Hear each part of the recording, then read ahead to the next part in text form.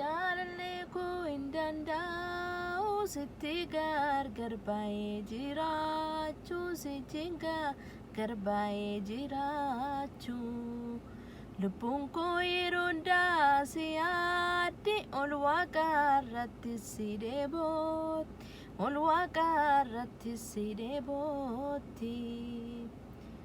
Fedhiin jireenya koo siin arguudha bara jireenya koo sichiin jiraachuudha bara jireenya koo sichiin jiraachuudha. Fedhii garaa kootii anaaf kootii na dhaabattu malee gasinniisu mani na dhaabattu malee gasinniisu mani.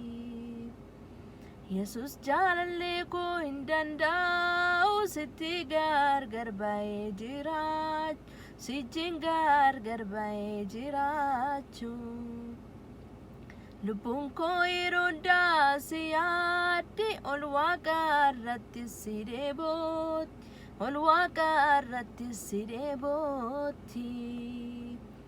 Hawwiin jireenya koo siin arguudha bara jireenya koo sichiin jiraachuudha bara jireenya koo sichiin jiraachuudha. Fedhii garaa kootii anaaf kootii na dhaabattu malee gasinniisu mani na dhaabattu malee gasinniisu mani.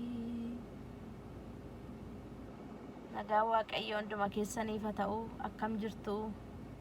Iddoo jirtanitti nagaan isiniif haa baay'atu.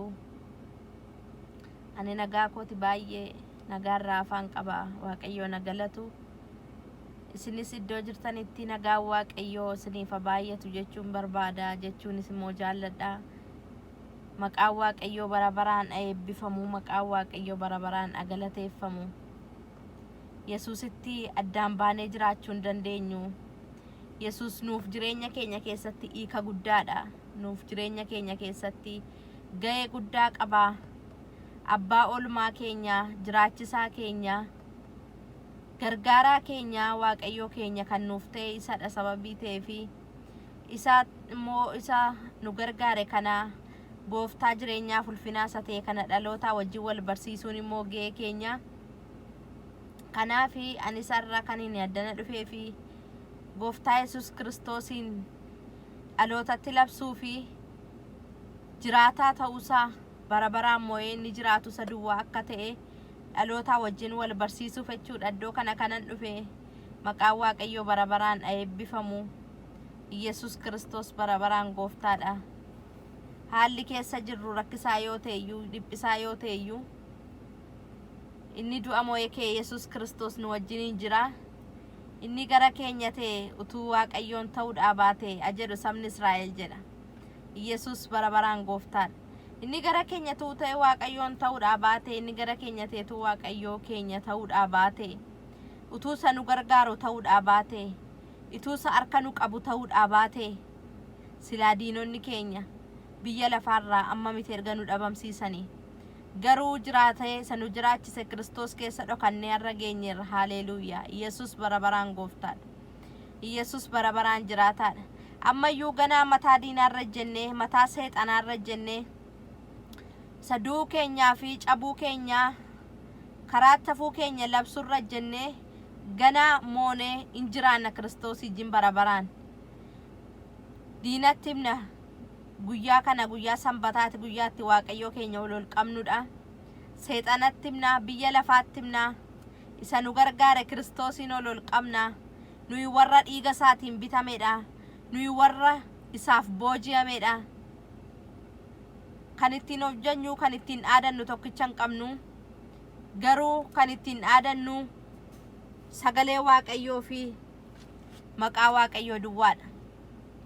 Kanaafi obboloota koo haala rakkisaa keessatti kan isin wajjin ta'e Waaqayyoodha. Kan isin gargaare Waaqayyoodha. Anaaf mana koo isiniif mana keessan isiniif dhala keessan kan baate Waaqayyoodha. Kanaafi guyyaa kanatti yoo Kiristoos irraa kan deebitan jiraattanii yaada qalbii keessanii jijjiirradhaatii kottaa gara Kiristoos.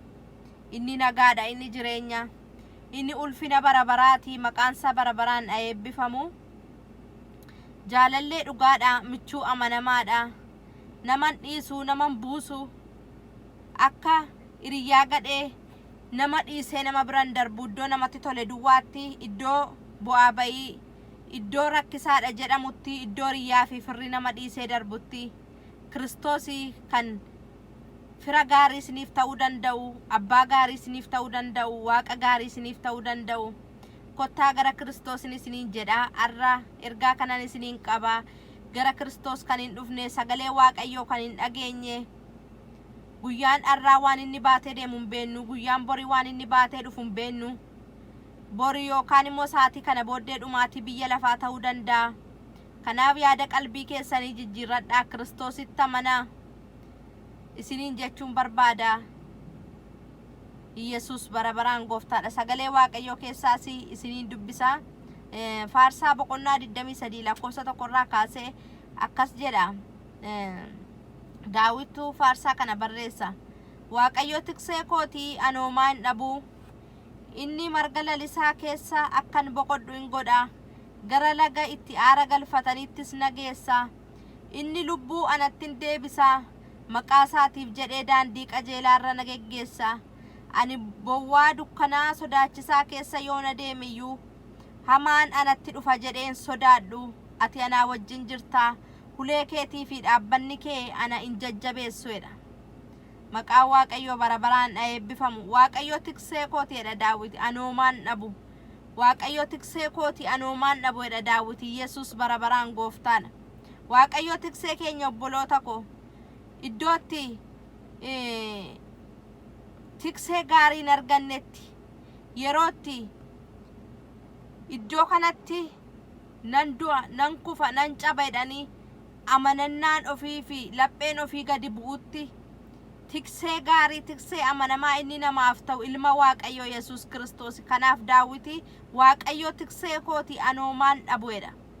Maqaan Waaqayyoo bara baraan eebbifamu. Waaqayyo tiksee kootii an maalin jedhuedha anoomaan dhabuedha. Gara laga aara galfatanitti na geessaedha. Inni lubbuu anatti hin deebisaedha. Maqaa isaatiif jedhee daandii qajeelaarra na geggeessaedha. Maqaa keessaniif jedhee maqaa nama kan biraaf jedhee maqaa moototaaf jedhee miti maqaa isaatiif jedhee daandii qajeelaarra sin geggeessa ilmi Waaqayyoo Yesus Kiristoos. Maqaan isaa kan irratti waamame takka layyee nafu, qaanee nafu, boquunsaa gadi jedhee nafu. Yesus bara baraan gooftaadha. Ani bowwaa dukkanaa sodaachisaa keessa yoo na deemeyyuu hamaan anatti dhufa jedhee maalin jedhuedha Daawit. Hin yaadda'u hin sodaadhuedha. Maaliif inni isaa wajjin jiru isa dukkana sana caaludha sababii ta'eef. Isa bowwaa dukkanaarra caalutu isa duukaa jira sababii ta'eef Daawit hin sodaatu bowwaa dukkanaa keessa yoo deemu. Arra dukkana keessa deemu jireenyi keessan dukkana keessa bowwaa dukkanaa kan isitti fakkaate hin sodaatinaa. Inni isinii wajjin jiru ilmi Waaqayyoo bowwaa dukkanaa sana isa caaludha. Yesus bara baraan gooftaadha. Ati anaa wajjin ulee keetii fi dhaabbanni kee ana hin jajjabeessuedha. Uleenii fi dhaabbanni Waaqayyoo nuun jajjabeessu. Naannoo keenya Waaqayyo ergamoota isaa ergee naannoo warra Waaqayyoon sodaatanii ergamoota Waaqayyootu buufata jedhamee caafameera. Kanaaf naannoo keenya ulee dhaabbata isa qajeelaa kan Waaqayyoo isa nuuf ta'e nu ramada. Gaafa nuun maal goonu? Gaafa nuun Waaqayyoon sodaan, gaafa nuun isa amanan, gaafa nuun isatti of gannu, gaafa nuun ani kan koo nagaa lammaffaa deebi'ee ani kan ofii kootii ta'uu hin danda'u. Ani kan Waaqayyooti. An deebi'ee kan ofii kootii ta'uu hin danda'u.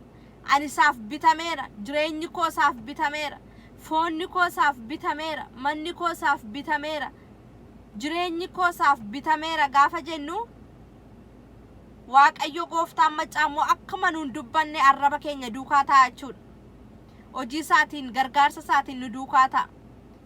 Kanaaf obboloota koo bowwaa dukkanaarra isa caalu, isa nama yaaddeessurra isa caalu, isa nama dhiphisurra isa caalu, Waaqa bara baraa isa ta'e, jiraataa bara baraa isa ta'e, Kiristoos Yesuusiin fayyisaa lubbuu keessanii godhadhaa fudhadhaa. Barri kun bara dhumaati. Obboleessi obboleessa irratti ka'ee bara inni itti wal ajjeesudha. Bara itti namni gaarii waliif qooda yaadu, hamaa walirratti yaadudha. baratti inni tokko ciqilee tokko irra kaawwatee tokko gadi qabee tokko mool kaasudha. Kana keessatti abdiin keenya eenyureenuun abdiin keenya Waaqayyoodha. Saba keenyaaf abdiin Waaqayyoodha. Nuuf abdiin keenya Waaqayyoodha. Isa namni dadhabe, isa humni jabinni namaa dadhabe eenyutu danda'a? Ilma Waaqayyoo Yesuus Kiristoos. Maaliif jabaadhaa ani biyya lafaa moo'eera Gooftaa Yesuus Kiristoos. Kanaaf nu hin jabaanna, inni biyya lafaa moo'e abbaan keenya Yesuus Kiristoos nu wajjiniin jira. Kanaaf inni warra Gooftaa Yesuus Kiristoosiin hin barreetti, warra raafamu, warra dhiphatu, warra yaadda'utti kana sagalee misraachoo kanan qabaanar. Gooftaa Yesuus Kiristoos waan hundumaa danda'a. Gooftaa Yesuus Kiristoos jireenya bara baraati. Gooftaa Yesuus Kiristoos karaadha. Nuuf jedhee qaraanioo irratti dhiiga isaa dhangalaase. Nuuf jedhee iddoo isaaf hin malle irra teessoo isaa oliirraa gadi bu'ee dhufee salphina arge. Anaaf siif jedhee qullaa dhaabbate. Anaaf siif jedhee dhiiga qulqulluu dhangalaase. Anaaf siif jedhee gatii guddaa manaa kaffale. Waaqa gatii guddaa manaa nuu kaffale kana akkamittiin yoo maal goone garaasaa ciibsuu dandeenya? Yoo maal goone isa garaansaa nutti gammaduu danda'a? Akka sagalee isaatiitti yoo deddeebine, isanni nu ajaju, isanni nu godhaa nuun jedhu yoo goone, gaarummaadhaan gaarii isa ta'etti duwwaa gaarii deebisuutu hin taane hamaa ta'e isa nutti dhufutti illee gaarii taane akka nuun deebinudha. Sagalee Waaqayyoo yeroo baay'ee kan nu jajjabeessee nutti dubbata jechuudha. Kanaafi obboloota koo har'a kanan isinitti himu, namoonni Gooftaa Yesuus Kiristoosiin fayyisaa lubbuu keessanii godhattanii fudhannee fayyisaa lubbuu keessanii godhadhaa fudhadhaa. Barri kun bara dhumaatii. Barri kun baratti abdiin namaa citee namni waan godhu wallaalee dhukkubaan rukutamee lola walii isaatiin rukutamee yeroo inni itti dhiphatudha. Garuu kana keessatti abdii keessan kan isin godhachuu dandeessanii ilma Waaqayyoo Yesuus Kiristoosii. Gooftaa bara baraa kana Yesuus ilma Waaqayyoo kana isa karaan isa dhugaan isa jireenya isa malee tokkicha gonkumaa gara abbaa dhaquu kan danda'u tokkoyyuu hin jiru. Kanaaf dhaloonni Kiristoosiin baraa isiniin jechuun barbaada. Kanaaf saba keenyaaf immoo abdiin jira. Isa nu dhiphisee, isa nu yaaddeessee waanjoo bara dheeraa Waaqayyo saba keenyarraa hin galagalcha. Warra humna isaanii amanatanii, meeshaa isaanii amanatanii, jabina isaanii amanatanitti irree Waaqayyoo hin dhufa. Waaqayyoo walqixxeetti farada sababii ta'eefi akka namaa miizanan jallisu, dhugaan immoo yoomiyyuu hin qallatti malee hin cittu. Kiristoos immoo dhugaadhaa, dhugaaf duukaa dhaabbataa, dhugaadhaaf kan inni du'e. Kanaaf sabni keenya dhugaa qaba. Sabni keenya dhiigisaa dhangala'uyyuu malee, gadi qabamuyyuu malee, adhiphatuyyuu malee, garuu sabni keenya dhugaa qaba. Kiristoos immoo dhugaa wajjiniin kan inni adeemu, kan inni dhaabbatu iddoo dhugaati. Kanaaf iyyuu jabaannee saba keenyaaf Waaqayyoon kadhachuu qabna. Jabaannee saba keenya Waaqayyo akka gargaaruuf, akka saba keenya Waaqayyo harkarra qabuuf, miidhaa diinaa kanaa jalaa akka miliqsuuf. Bara keessa jiraannu kana keessatti sabni keenya hiikumsa gaarii akka hin argatuufi Waaqayyoon kadhachuu, Waaqayyoo yaada Waaqayyoo eeguu, abdiidhaan Waaqayyoon eeggachuu utuu abdiin kutatin, abdii ofii hundumaa Kiristoos irratti gatu. Yeroodhaaf wanti mul'atu hundumtuu nama dhiphisa. Yeroodhaaf wanti dhufu hundumtuu nama yaaddeessa. Yeroodhaaf wanti ta'u hundumtuu nama yaaddeessa. Sana gararraa kan jiru immoo ilma Waaqayyoo Gooftaa Yesuus Kiristoosiin ilaallee deemuu qabna jechuudha nuyi. Kanaaf obboloota koo har'a sagalee kanadha kanani isiniif fidee dhufe. Inni Waaqayyoo qabu hin sodaatu. Bowwaa dukkanaa keessa yoo deeme illee wanti isa sodaachisu hin jiru. Uleeniif dhaabbanni Waaqayyoo isa duukaa jira. Kanaaf har'a saba koottis dubbadhee dukkanaa yoo fakkaate, bowwaa dukkanaa yoo fakkaate, bowwaa dukkanaa gararraa sana kan jiru ilmi Waaqayyoo Yesuus bara baraan Gooftaadha. Isa duwwaadha saba keenyaaf furmaanni, isa duwwaadha saba keenyaaf lafa keenyaaf. Maaliif yeroo dhukkubni hamaan biyya keessatti dhufee jiru kana keessatti, yerootti biyyi jeeqamaa jiru kana keessatti furmaanni nama harkan jiru, furmaanni ilma Waaqayyoo Yesuus Kiristoos duwwaa harka jira. kanaafi abdiin kutatinaa isiniin jechuun barbaada. waan tokkotti sodaan qabaatina, waan tokkotti raafaman qabaatina. Waaqayyoon kadhadhaa, waaqayyoon immoo deebii nuuf ta'a. Dhugaaf falmannaa, dhugaaf dhaabbanna. Sabni keenya dhugaa qaba, waaqayyoon immoo saba keenya wajjiniin hin ta'a. Yesus bara baraan gooftaadha. Kanaafi har'a sanbata kanaanii sagalee waaqayyoo kana gara keessan qabadheen dhufe. Darbees immoo sabni keenya haala inni keessa jiru haala dhiphisaa ta'uusaa, haala yaaddessaa ta'uusaa naagala. Garuu waaqayyo isa kanarratti irreessaa guddaadha. Waaqayyo immoo deebisaaf nuuf ariifatu kadhata hunda keenyaati. Isinis kadhadhaa iddoo jirtanitti. Waaqayyo isin haa eebbisu, bara keessan haa eebbisu, yeroo keessan haa eebbisu. Kana isiniin jechuun barbaada. Yesus bara baraan gooftaadha. YouTubein koo kun Fitsum Mucaa Yesus kan jedhudha. Laayikii, sheerii, sabskiraaybii gochuun maatii nuuf ta'a. Bye.